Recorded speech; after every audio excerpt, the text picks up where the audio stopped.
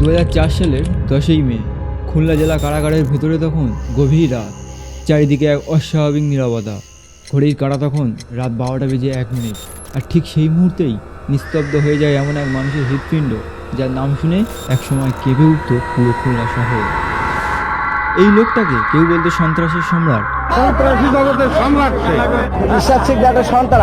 কেউ বলতো গডফাদার, আবার হাজার হাজার মানুষ তাকে দেখতো একজন মানব দরদী হিসেবে। আমার দেখার মতো সে খারাপ না, কিন্তু গরিবের জন্য খুব ভালো ছিল। সে কোনো সময় গরিবের ক্ষতি করে না। এসব গরিবের দাদা, তো সেক্ষেত্রে আমাদের নয়নমণি। হ্যাঁ, আমি কথা বলছি এরশাদ শিকদারকে নিয়ে। কিন্তু অদ্ভুত ব্যাপার হলো, এই মানুষটার শুরুটা ছিল একেবারেই সাধারণ। সে কোনো জমিদার পরিবারের সন্তান ছিল না, তার পেছনে কোনো রাজনৈতিক বংশ ছিল না, ছিল না কোনো উত্তরাধিকারী সূত্রে পাওয়া সম্পদ, তার হাতে ক্ষমতা ছিল না, ছিল শুধু চরম দারিদ্র আর দ্রুত উপরে ওঠার একটা তীব্র আকাঙ্ক্ষা। কিভাবে একজন সাধারণ কুলি মজুর থেকে সে হয়ে ওঠে পুরো অঞ্চলের সবচেয়ে আলোচিত ক্ষমতাবান ব্যক্তি। এরশাদ শিকদার কি শুধুই একজন কুখ্যাত অপরাধী ছিল, নাকি সে ছিল এমন একটা সিস্টেমের বাই প্রোডাক্ট যেখানে মানি, মাসেল পাওয়ার আর পলিটিক্স একে অপরের সঙ্গে ওতপ্রোতভাবে জড়িত? আজকের এপিসোডে আমরা শুধু একজন অপরাধীর গল্প শুনবো না, আমরা দেখব ক্ষমতার জন্ম কিভাবে হয়, ভয়ের বিজনেস কিভাবে চলে, আর সমাজের দুর্বলতাকে কাজে লাগিয়ে কিভাবে একটা প্যারালাল পাওয়ার সিস্টেম তৈরি হয়। গল্পটা শুরু করতে হলে আমাদের ফিরে যেতে হবে 1950-এর দশকে, বাংলাদেশের সাউদার্ন এরিয়ার এক প্রত্যন্ত গ্রামে। বিভিন্ন সোর্স অনুযায়ী 1954 বা 55 সালের দিকে ঝালকাঠি জেলার নলছিটি এলাকায় অত্যন্ত দরিদ্র একটা পরিবারে জন্ম হয় এরশাদ শিকদারের। তখনকার গ্রামীণ জীবন কিন্তু আজকের মতো এত উন্নত ছিল না। বিদ্যুৎ ছিল না, ভালো রাস্তাঘাট ছিল না, কাজ পাওয়ার সুযোগও ছিল খুবই লিমিটেড। এরশাদের পরিবারেও টাকার অভাব ছিল চিরকালের, আর অনিশ্চয়তা ছিল তাদের প্রতিদিনের সঙ্গী। এই চরম দারিদ্র্য মানুষকে শুধু টাকার অভাব শেখায় না, মনের মধ্যে একটা বড় নিরাপত্তাহীনতা আর ক্ষমতার আসল মূল্যটা বুঝিয়ে দেয়।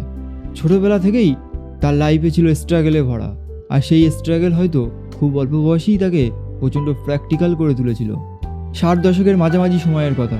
শিল্প, বন্দর, নৌপথ আর ব্যবসার কারণে খুলনা শহর তখন ইকোনমিক্যালি ভীষণ ইম্পর্টেন্ট হয়ে উঠেছিল।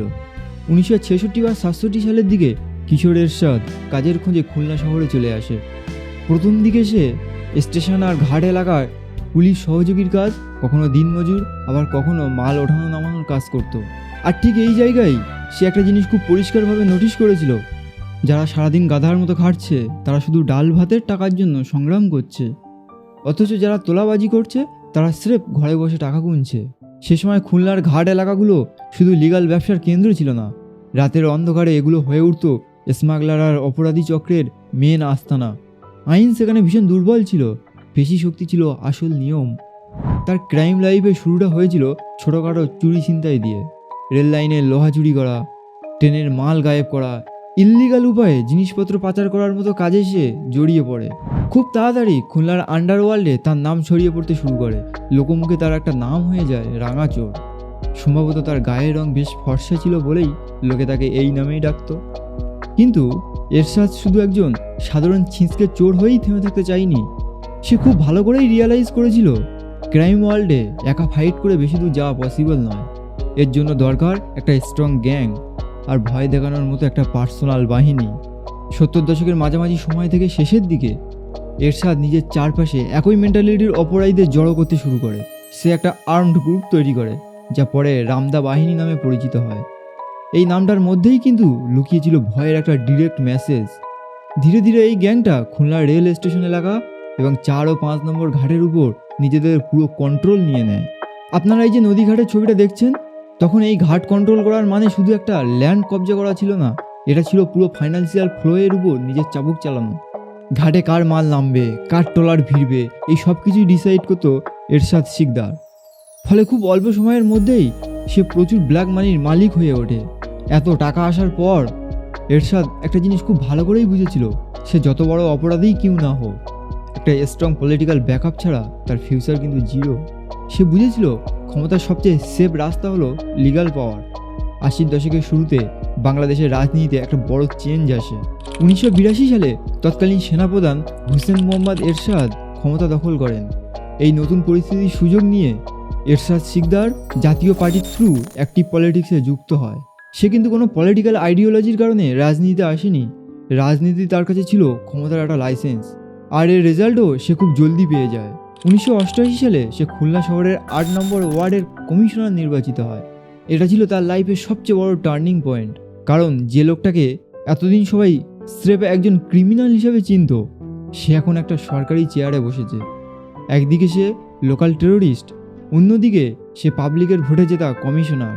এই কনফিউশনটাই ছিল তার সবচেয়ে বড় ইউএসপি। সে শুধু ক্ষমতা বা ভয় দেখিয়ে মানুষের সমর্থন আদায় করেনি, বরং সুকৌশলে গরিব মানুষের হেল্প করে নিজের একটা সাপোর্ট বেস তৈরি করেছিল। লোকাল সোর্স থেকে জানা যায় সে খাস জমিতে গড়ে ওঠা কিছু বস্তি এলাকায় প্রায় 60,000 দরিদ্র ও ছিন্নমূল মানুষকে থাকার জায়গা করে দেয়, যা পরে এরশাদ নগর নামে পপুলার হয়। বাইরে থেকে দেখলে মনে হতো সে একজন রবিনহুড, মানে গরিবের ভগবান। বস্তিবাসীদের কাছে সে নিজেকে এমনভাবে প্রজেক্ট করেছিল যে তারা তাকে আক্ষরিক অর্থেই পূজা করত। সে তাদের ঘর দিল, সিকিউরিটি দিল, আর কাজের ব্যবস্থাও করে দিল। কিন্তু এর বিনিময়ে এই 60,000 মানুষই হয়ে উঠেছিল তার ব্লাইন্ড সাপোর্টার এবং একটা সলিড ভোট ব্যাংক। যে কোনো ইলেকশনে এই বিশাল ভোট যেদিকে যাবে তাদের জয় ছিল একেবারে কনফার্ম। আর ঠিক এখানেই আসে স্টেট মেকানিজমের সবচেয়ে বড় ফেলিওর। খুলনার লোকাল পলিটিক্সে জাতীয় পার্টি, বিএনপি বা আওয়ামী লীগ কোনো দলেই এরশাদ শিকদারকে চটানোর রিস্ক নিতে চাইতো না, কারণ আমাদের লোকাল পলিটিক্যাল কালচারটা তখন এমন একটা তলানিতে গিয়ে ঠেকেছিল। নেতাদের কাছে আদর্শের চেয়ে ইলেকশনে জেতার জন্য মাসেল পাওয়ার আর এই রেডিমেড ভোট ব্যাংক ছিল অনেক বেশি ইম্পর্টেন্ট। রাষ্ট্রের যে ল এনফোর্সমেন্ট এজেন্সির কাজ ছিল সাধারণ মানুষকে প্রোটেক্ট করা, তারাও এই করাপ্ট সিস্টেমের একটা অংশ হয়ে গিয়েছিল। এটা অ্যাকচুয়ালি একটা খুবই দুর্ভাগ্যজনক বিষয় যে আমরা অনেক দিন থেকে সন্ত্রাসের কাছে কেন যেন আত্মসমর্পণ করে আসছি। তার সেই বিলাসবহুল স্বর্ণকমল বাড়িতে পুলিশের বড় বড় অফিসার আর রাজনৈতিক নেতাদের রেগুলার যাতায়াত ছিল। তাদের জন্য দামি গিফট, স্পেশাল পার্টি আর মোটা অঙ্কের ফান্ডের ব্যবস্থা থাকতো। ধরা পড়ার কিছুদিন আগে ডিসি সাউথ এবং নর্থ এদেরকে টাকা দিচ্ছে। অর্থাৎ প্রশাসন তাকে থামানোর বদলে উল্টে তার সব ইল্লিগাল কাজের ক্ষেত্রে জেগে ঘুমিয়ে থাকতো। এক কথায় রাষ্ট্র নিজেই একজন ক্রিমিনালকে একটা প্যারালাল স্টেট চালানোর লাইসেন্স দিয়ে দিয়েছিল। কিন্তু প্রশ্ন হলো, প্রশাসনকে কিনে রাখার এই বিপুল খরচ আর এত বড় একটা এম্পায়ার চালানোর টাকা আসতো কোথা থেকে? আর এখানেই দেখা যায় সেই ভীষণ ডেঞ্জারাস ইকোনমিক মডেলটা। রাষ্ট্র যখন তার গরিব এবং ছিন্নমূল মানুষদের বেসিক রাইটস বা বাসস্থান দিতে ফেল করে, আর ঠিক সেই শূন্যস্থানটাই কাজে লাগায় এরশাদ শিকদারের মতো গডফাদাররা। লোকাল লোকজনের অভিযোগ ছিল বস্তিবাসীরা তার দেওয়া জায়গায় থাকলেও তাদের আয়ের একটা বড় অংশ কিন্তু চাঁদা হিসেবে এরশাদ শিকদারের ফান্ডে জমা দিতে হতো। শুধু তাই নয়, যে কোনো ইল্লিগাল কাজ, দাঙ্গা হাঙ্গামা বা পুলিশের বিরুদ্ধে ফাইট করার সময় রাষ্ট্রের চোখের সামনে এই অসহায় গরিব মানুষকে হিউম্যান শিল্ড হিসেবে লাইনের একদম সামনে দাঁড় করিয়ে দেওয়া হতো। যে কোনো অপারেশনের জন্য ফোর্স রেডি হতো, তখন এই খবরটা কিন্তু চলে যেত তার কাছে। মানুষের অভাব আর রাষ্ট্রের সিস্টেমের উইকনেসকে ক্যাশ করে কিভাবে সাধারণ মানুষকে গোলাম বানানো যায়, আর সেই গোলামির টাকায় প্রশাসনকে কিনে পলিটিক্যাল ডিলিংয়ের হাতিয়ার করা যায়। এরশাদ শিকদার আসলে আমাদের সেই ঘুম ধরা সিস্টেমেরই একটা পারফেক্ট বাই প্রোডাক্ট। 90 দশকের মাঝামাঝি সময়ে এসে এরশাদ শিকদার আর শুধু একজন সাধারণ মানুষ ছিল না, সে নিজে একটা ব্র্যান্ড হয়ে উঠেছিল। আর তার সেই রাজকীয় ক্ষমতার সবচেয়ে বড় সিম্বল ছিল খুলনার সোনাডাঙ্গায় তৈরি তার সেই বিলাসবহুল রাজপ্রাসাদ স্বর্ণকমল। এই বাড়িটাকে কেন্দ্র করে মানুষের মুখে মুখে প্রচুর মিথ বা আরবান লিজেন্ড তৈরি হয়েছিল।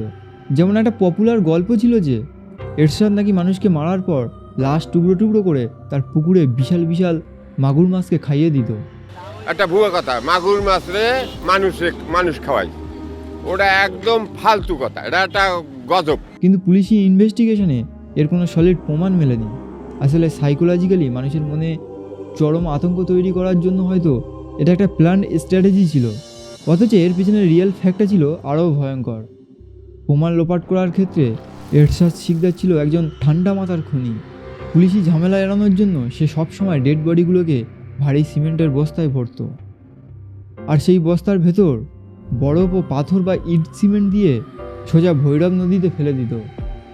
এই পর্যন্ত বলতে পারবো এই নরলি কাটছে, তারপরে তো ওই যে হাত এরপরে উড়ে জায়গায় এরকম কোপ দিয়ে 2 টুকরো করে ফেলছে। 2 টুকরো করার পরে দিই তখন ওই যে সিমেন্টের বস্তা আর ওই গালু, ওর রশির এক মাথা কিন্তু নৌকার সাথে বাঁধা আছে, নৌকার মিশিং দেওয়া গেছে, মিশিং এলা নৌকা। তখন ওই মাথাটা ফারুক জামাই দিয়ে দেওয়া হাতে, আর ওই অবস্থা নৌকা স্টার্ট দিয়ে এক নদী পাড়ের থেকে একটু দূরে যাই ওই অবস্থা ছাড়ে দিলেন। বরফ গলে গিয়ে লাশগুলো ভারী হয়ে নদীর তলদেশে তলিয়ে যেত, আর কখনো ভেসে ওঠার সুযোগ পেত না। ইতিহাস সাক্ষী আছে, পৃথিবীর যত বড় বড় সাম্রাজ্যই হোক না কেন, তা কিন্তু বাইরের কেউ এসে ধ্বংস করে না। ধ্বংসটা শুরু হয় নিজের ভেতর থেকে। এরশাদের ক্ষেত্রেও পতনের শুরুটা হয়েছিল তার চরম ঔদ্ধত্যের কারণে। 1999 সালের 11ই আগস্টের কথা। লোকাল যুবলীগ নেতা খালিদ হোসেনকে সে অত্যন্ত সুকৌশলে তার সেই পার্সোনাল টর্চার সেল ভাই ভাই বরফকলে ডেকে নিয়ে আসে। তারপর শুরু হয় মধ্যযুগীয় কায়দায় টর্চার।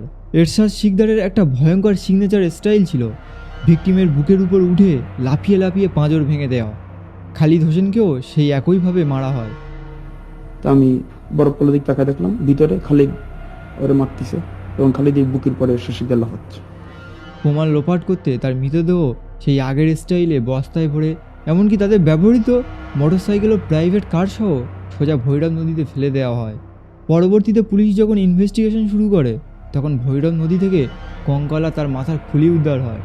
আর এই খুলি এবং দেহবাশেষ কোর্টে এরশাদের বিরুদ্ধে সবচেয়ে বড় প্রমাণ বা এভিডেন্স হিসেবে কাজ করেছিল। এই পুরো কেসে সবচেয়ে বড় টার্নিং পয়েন্ট ছিল এরশাদের নিজের পার্সোনাল সেক্রেটারি নূরে আলম। পার্সোনাল এবং ফ্যামিলিগত কিছু ইস্যুকে কেন্দ্র করে একসময় রাইট হ্যান্ড ধীরে ধীরে তার সবচেয়ে বড় এনিমিতে পরিণত হয়। পরিস্থিতি যখন হাতের বাইরে চলে যায়, তখন নূরে আলম নিজেকে বাঁচাতে পুলিশের সাথে হাত মেলায় এবং রাজসাক্ষী হয়ে আদালতে দাঁড়িয়ে এরশাদের করা একের পর এক খুনের হাড়হিম করা ডিটেলস ফাঁস করে দেয়। এখন আপনাদের মনে একটা প্রশ্ন আসতে পারে, নূরে আলম তো আর ধোয়া তুলসী পাতা ছিল না, সেও তো বহু খুনের সাথে যুক্ত ছিল, তাহলে তার কি হলো? একদম ঠিক পয়েন্ট। নূরে আলমও কিন্তু সম্পূর্ণ নিরপরাধ ছিল না।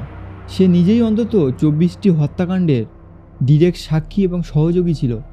কিন্তু সে যেহেতু রাজসাক্ষী বা অ্যাপ্রুভার হিসাবে সব সত্যি কথা কোর্টের সামনে উগড়ে দিয়েছিল, তাই দেশের আইনি সুবিধায় সে ফাঁসির দড়ি থেকে বেঁচে যায়। তবুও তার শাস্তি কিন্তু এড়ানো যায়নি। 2004 সালে এরশাদ শিকদারের ফাঁসি হয়, আর নূরে আলমকে জেলের অন্ধকার চার দেওয়ালে কাটাতে হয় জীবনের দীর্ঘ 20টা বছর। অবশেষে দীর্ঘ সাজা খাটার পর 2020 সালে আদালত তাকে মুক্তি দেয়। আর যদি তাদের পারিবারিক জীবনের কথা বলি, তবে এত টাকা এত ক্ষমতা থাকা সত্ত্বেও এরশাদ শিকদারের ফ্যামিলি লাইফ ছিল একেবারেই ছন্নছাড়া। তার অন্তত 6 জন স্ত্রীর কথা জানা যায়, যাদের মধ্যে শোভা ও খাদেজা অন্যতম। এত জৌলসের মাঝেও তাদের নিজেদের কোনো শান্তি ছিল না। স্বামীর ফাঁসির মঞ্চে যাওয়ার পর তার সাজানো সাম্রাজ্য তাসের ঘরের মতো ভেঙে পড়ে। আর সেই বিখ্যাত স্বর্ণকমল বাড়িটা নিয়ে পরবর্তীতে অনেক আইনি ঝামেলা হয়। পরিশেষে অবৈধ ক্ষমতার টাকায় বানানো সংসার শেষ পর্যন্ত আইনির বেড়াজালে ধুলোয় মিশিয়ে যায়। 2004 সালের 10ই মে রাত 12টা 1 মিনিটে ফাঁসির দড়িতে ঝোলানোর সাথে সাথেই এরশাদ শিকদারের চ্যাপ্টারটি চিরতরে ক্লোজ হয়ে যায়। কিন্তু তার এই লাইফ স্টোরি আমাদের সামনে বেশ কিছু প্রশ্ন রেখে যায়। কিভাবে একজন সাধারণ ঘাট শ্রমিক এত বড় ডন হয়ে উঠল? আমাদের অ্যাডমিনিস্ট্রেশনের গলতটা কোথায় ছিল?